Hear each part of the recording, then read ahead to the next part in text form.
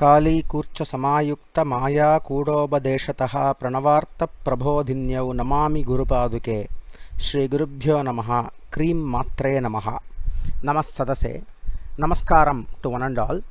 We are continuing on with the some of the documents that has been submitted to the UN asking for a separate country status and asylum by Nithyananda.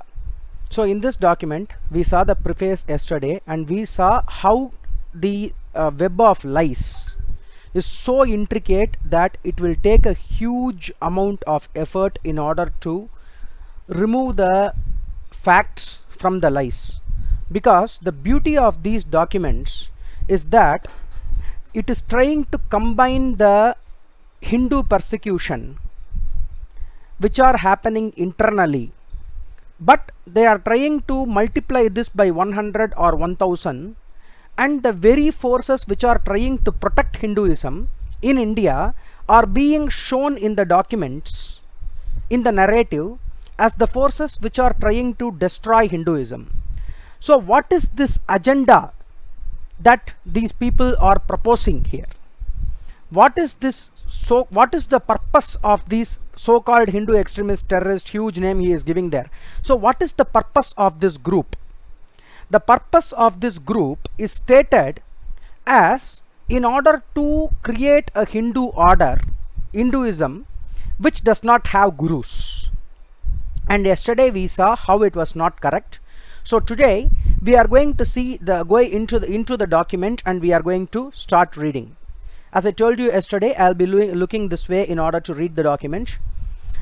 So the Hindu Holocaust, the biggest in the world history. The Hindu Holocaust has been systematic, egregious and ongoing genocide over the last 5000 years of the most ancient civilization on the planet. Denied by historians and untold by its victimized survivors, the Hindu Holocaust is the biggest crime against humanity in the world history. The greatest and the most ancient living human civilization, Sanatana Hindu Dharma, universally declares each individual is infinitely powerful and intelligent. The worldview of Hinduism is non-violent coexistence of empowered individuals. No single path fits all. Each individual, each community is unique and has the freedom and intelligence to choose its ultimate divine form of worship. In it have peacefully coexisted many religions, traditions, ideologies, sects, all harmoniously supporting the religious diversities and ethnic culture heritages. This is in this amalgamation of different ideologies like the secret of all inclusiveness or oneness. So this is the narrative they are giving for Hinduism. I have a few problems here. The first problem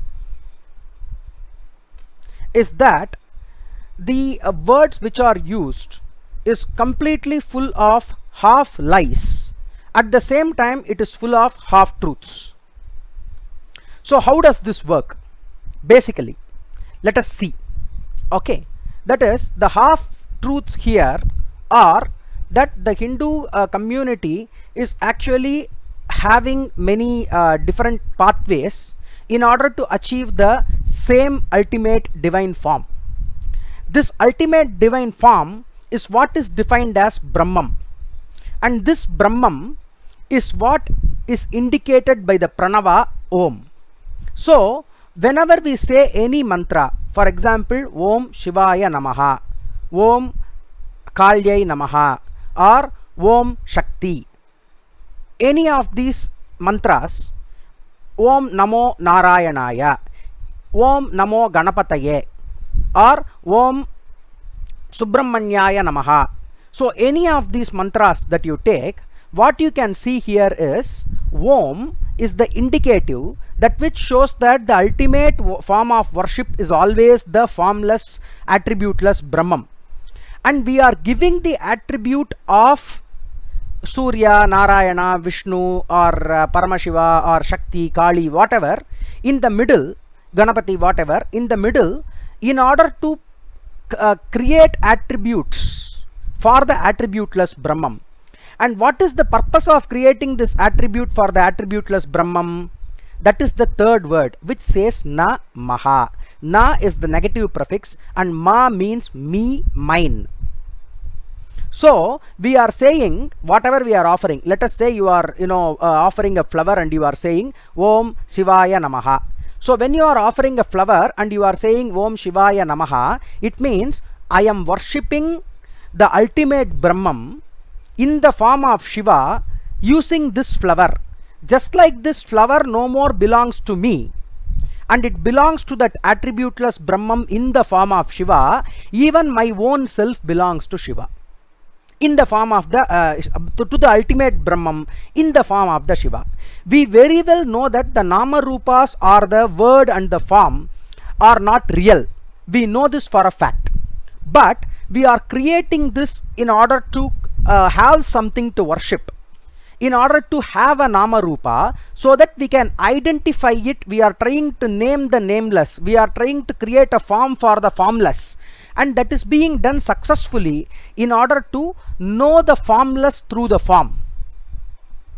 And that is the ultimate purpose of the various sects of the Hindu culture.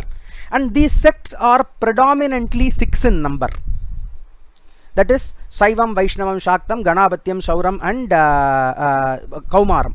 So these 6 sects, they have multiple subdivisions based on region, based on language. But none of this means that they are separate ethnic or cultural heritages. That is what Nithyananda is trying to put forward here. When he is saying, when his Sangha is saying, no single path fits all, each individual, each community is unique and has the freedom and intelligence to choose the ultimate divine form of worship. In it have peacefully coexisted many religions, traditions, ideologies, sects, all harmoniously supporting religious diversities and ethnic cultural heritages. So in this sentence, the last 3 words, ethnic cultural heritages, those are the problems. Because this word ethnic cultural heritage has been used to identify the various minority groups which have been destroyed in the European world and the Western world, especially the Americas and Canada and Africa, where those Australia, where the aboriginal individual ethnic groups which in fact have a separate ethnic identity of their own, when they have been destroyed, and when the activists are speaking about the rights of, let us say for example, Pomo Indians or Cherokee Indians or Algonquin Indians or this thing Truginani in Australia, okay, when they are advocating for the rights of these groups, this particular term ethnic cultural heritage is being used.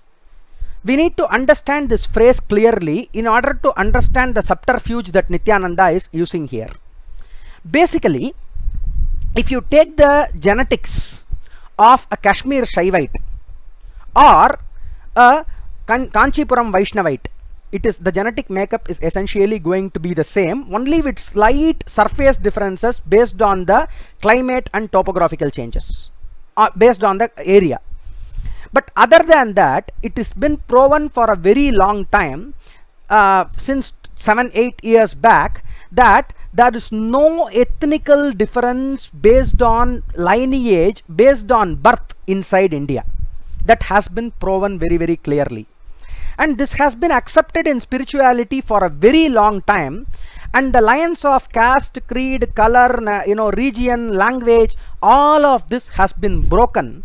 Because we have so many examples of Adi Shankara himself appointing a person from Kerala, a Kerala Nambudri family, as the priest of the Puri Jagannath temple.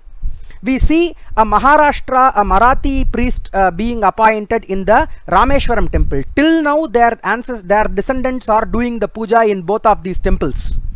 From Maharashtra one person is coming to from Maharashtra one person is coming to Rameshwaram, and from Rameshwaram from Kerala one person is going to Puri Jagannath. So this is the national integration that Adi Shankara was able to create because of one simple reason, that there is no separate ethnic cultural heritage difference between the groups.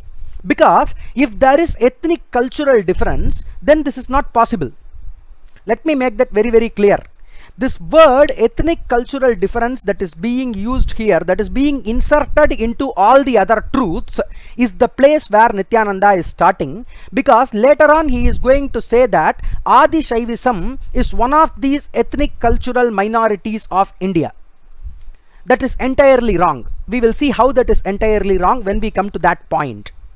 That being said, moving on, here this is the amalgamation of different ideologies. Sorry, in this amalgamation of different ideologies lies the secret of all inclusiveness or oneness. So this is very true, because Advaita, Dvaita, Vishishtadvaita, all these ideologies, and also Vishishtadvaita from Shaiva perspective, which is Shaiva Siddhanta, Dvaita Dvaitavada, Beda Bedavada from the Chaitanya school, all of these things are existing together. And the very first verse of the very first Veda, Rig Veda, has already made this statement, and this statement is what has been followed throughout. Ekam Sat Vipraha Bahuda Vadanti, meaning one is the truth. And experts or scholars or ardents, Vipra, the meaning is various this thing, seekers, scholars, whatever you want to mean it. There are multiple meanings for that word. Bahuta Vadanti, meaning they are explaining it or they are discussing it in various manners. That inclusiveness is existing, but the question is whether these people who are discussing this belong to separate cultural, ethnical identity, or whether they belong to the same cultural ethnical identity which has only been expressed in different forms. That is the question.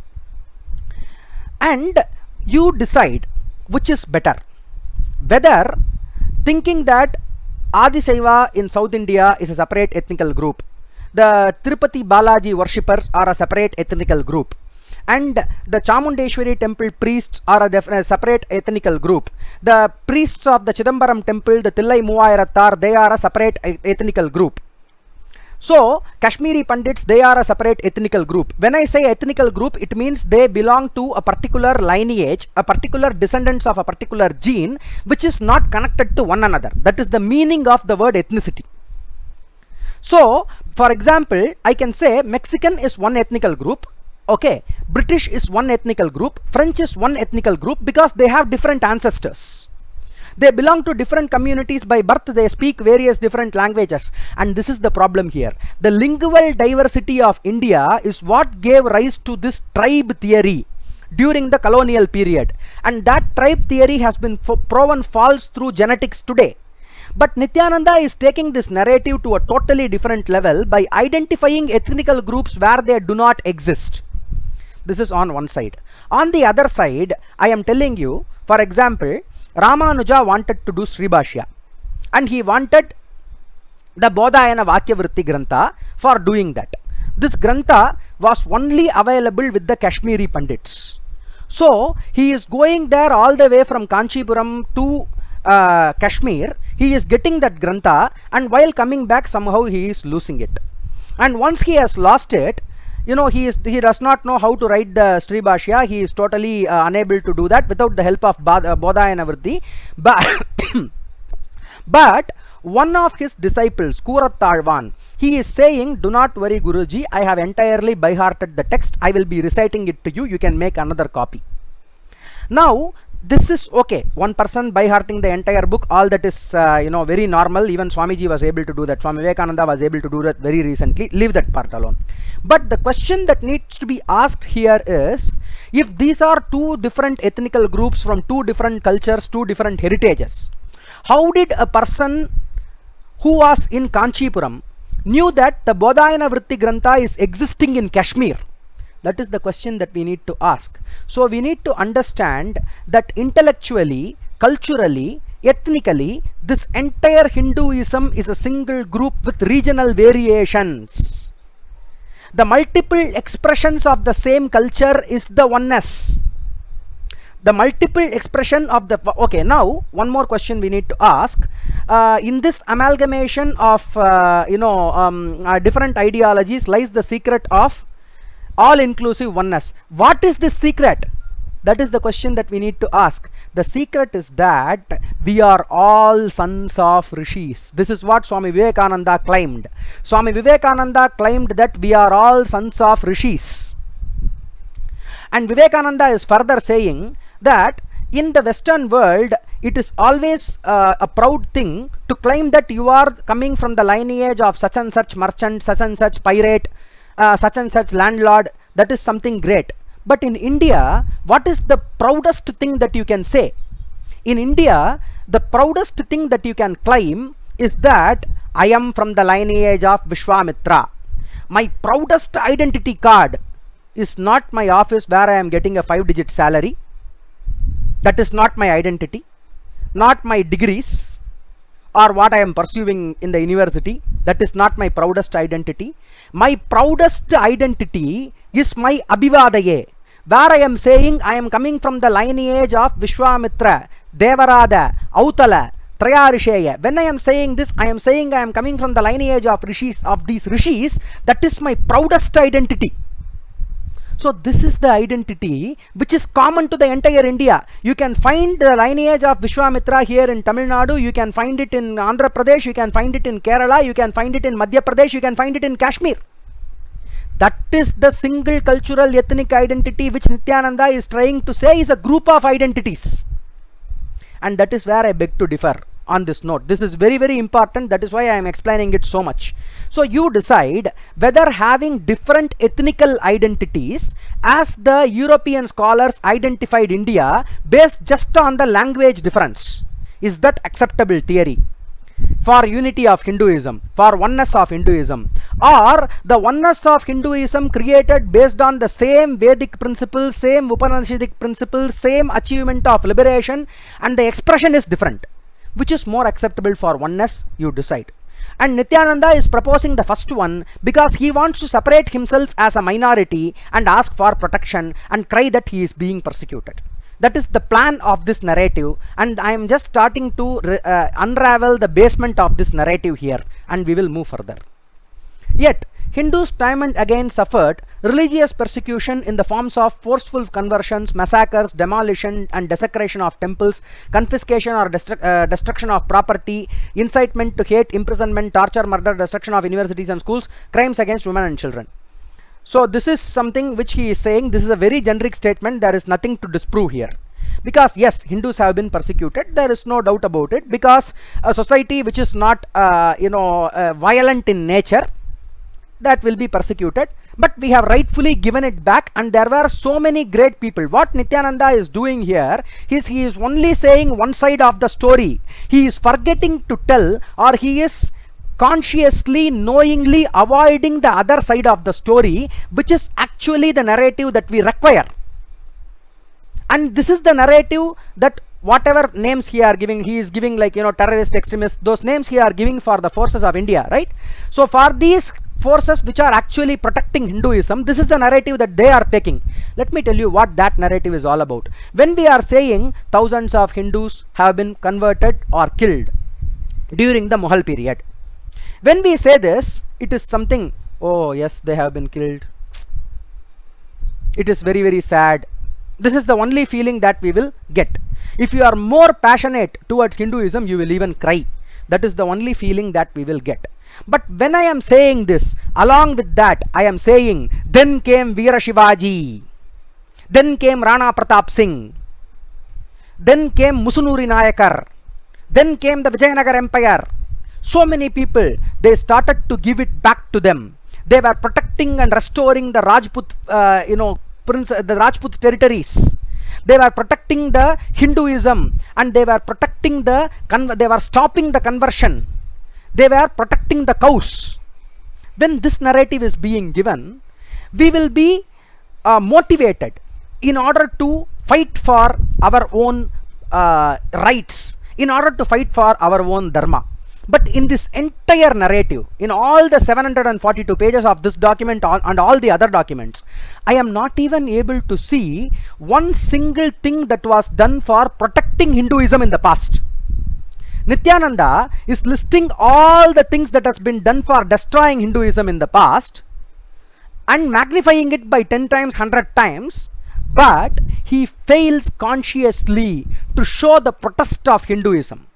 Now we need to ask a very big question. If Hindu Holocaust has been happening for the past 5,000 years, That itself I have a problem with. I will tell you what it is later. For the past 5000 years, how did the Hindu Atma survive? That is my question. Did it survive solely because of the gurus? Or did it survive because the same kings, the same merchants, the same common Hindu was motivated by these gurus in order to fight against the persecution? Which way is it? Did the gurus go to the international community and beg for asylum? No. They motivated the very same Hindus staying in the country, being inside the country. Even when they were offered immunity, even when they were offered so much of riches, just for keeping quiet, just for not motivating anybody in the country, they did not oblige. Even when they were sent to prison, when they were threatened under death, they did not go back. They motivated the people, and the people, the kings, the warriors, the leaders, they actually protested against the Hindu persecution.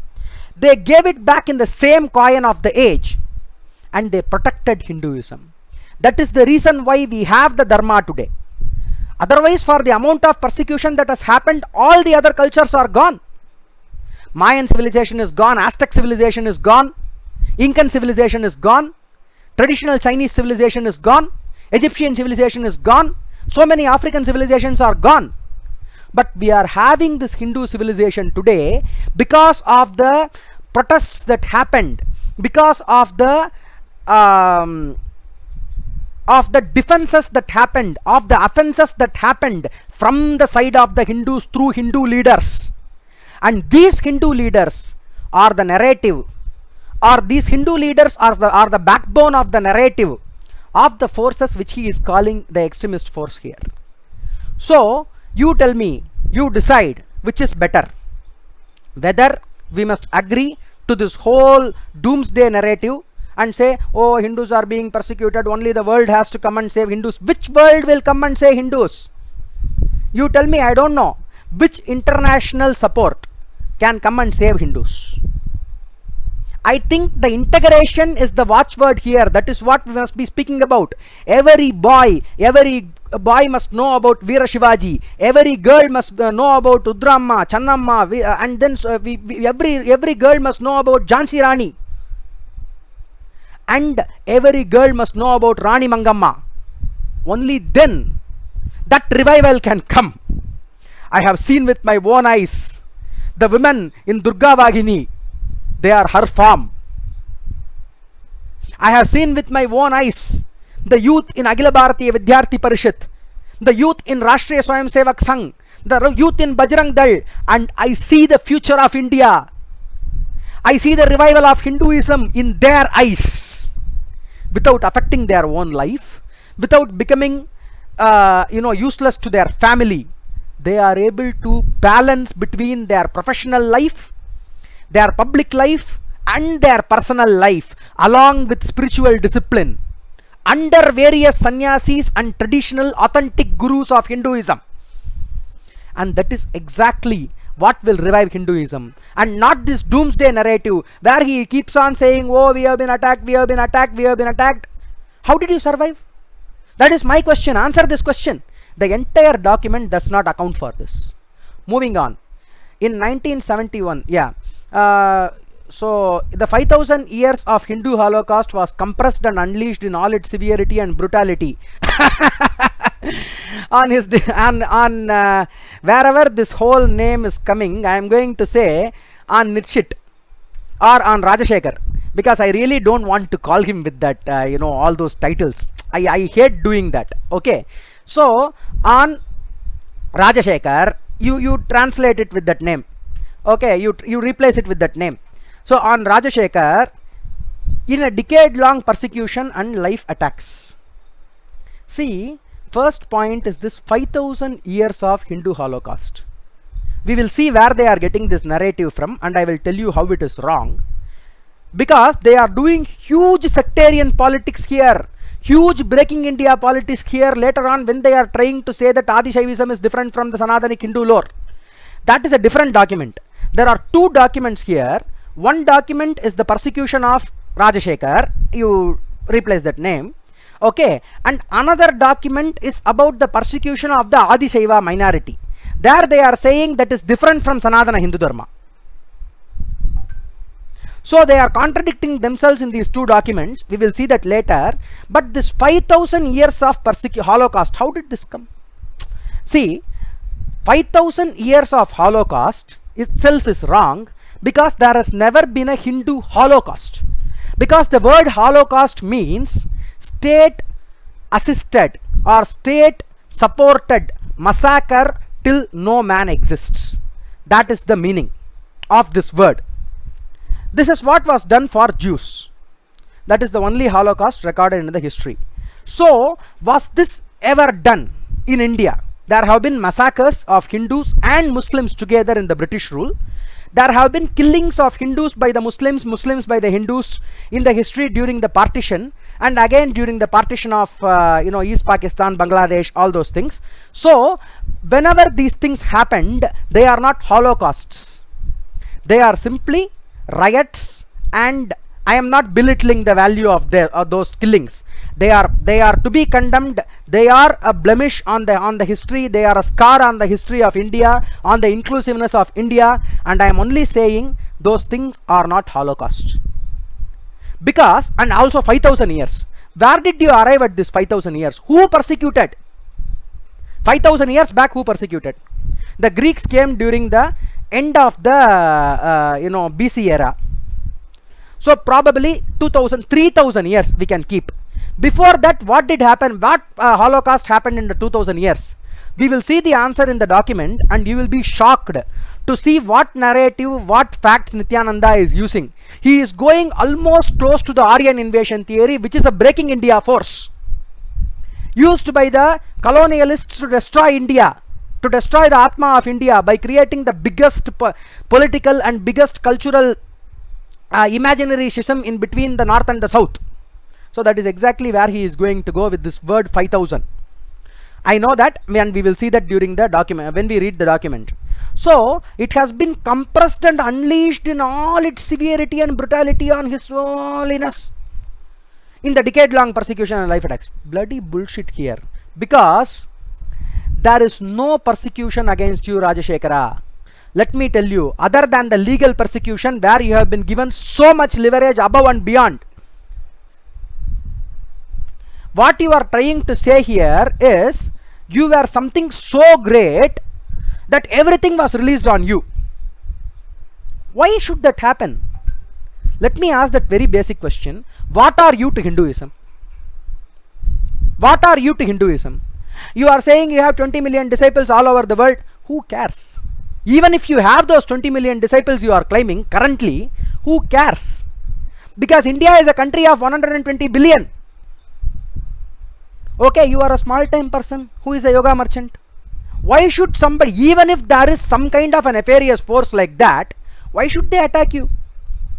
You are a nobody who got into trouble, and because of the trouble the Hindu community itself was against you, is against you today. And that is exactly what you are saying here, and you are trying to convert this as if some kind of Illuminati, and they will even use this term Illuminati later on. We will see. In 1971, Hindu genocide of an estimate of 300,000 to 3 million people were killed. Exact numbers of the untold story of dead victims. Here he is speaking about the Bengal partition story. Okay. Similar to this, several massacres and relentless genocide on Hindus have been done over the last 5,000 years. Total number of lives lost are uncountable. Okay, let that be. We will not go into those statistics because that has been addressed sufficiently in certain other videos of mine. I will give you the links. Okay. So, with this we will end this video. Now what I want to insist here are 2 points. One is, Nithyananda is trying to establish that there are separate cultural and separate ethnic heritage identities in India, which is totally wrong. There is only one cultural heritage for Sanatana Dharma, that is Veda, Upanishads, liberation, and all the various expressions based on the time, based on the available resources, based on the various revelations that were achieved by the enlightened beings of various times, that in accordance to, and the Vedas and the Upanishads must accept it. They must adhere to the Vedic thought, and that is the only litmus test for seeing whether it is a Sanatana Hindu Dharma or outside the Sanatana Hindu Dharma. So this is the only litmus test, and if any philosophy has passed this litmus test, then it is considered as a part of the Sanatana Hindu Dharma. And this cultural singularity is what is the power of Hindu Dharma. This he is totally hiding, and he is trying to create a scenario like separate identities in case of the other countries where they have been persecuted. First thing.